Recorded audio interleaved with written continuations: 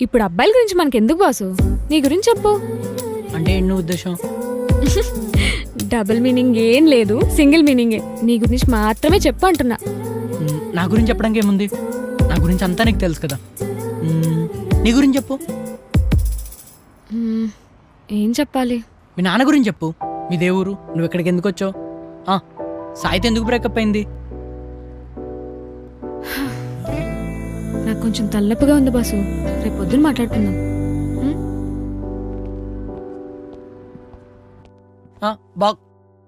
రేపు పొద్దునేస్తానులే. సరే.